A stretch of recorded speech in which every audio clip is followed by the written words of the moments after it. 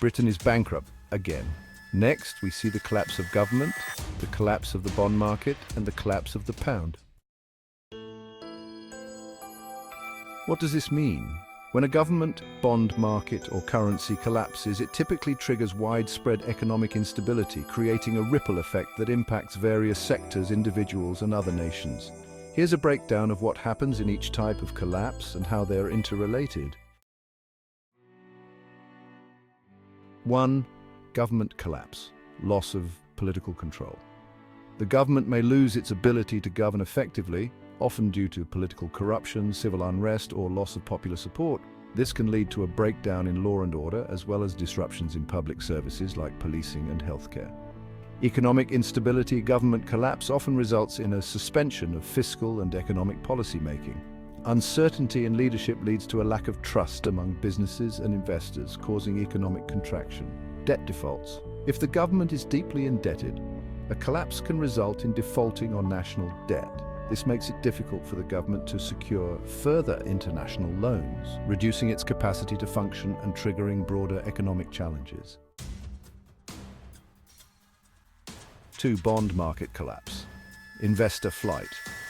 Bond markets collapse when investors lose confidence in the government or corporate issuers of bonds. They begin to sell off bonds, causing bond prices to drop and yields or interest rates to spike. Rising borrowing costs. When bond yields rise sharply, it becomes much more expensive for the government or corporations to borrow money. This constrains their ability to fund operations or investments, impacting overall economic growth. Banking sector stress.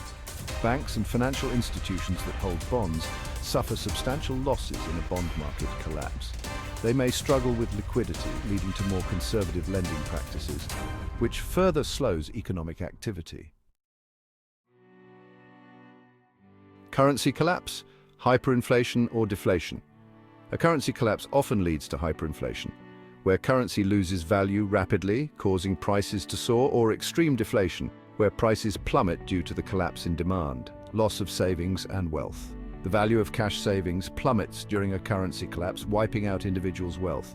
Businesses lose their capital as the currency devalues, pushing them toward bankruptcy. Imports and exports disruption. A currency collapse makes imports extremely expensive, reducing the availability of foreign goods and services.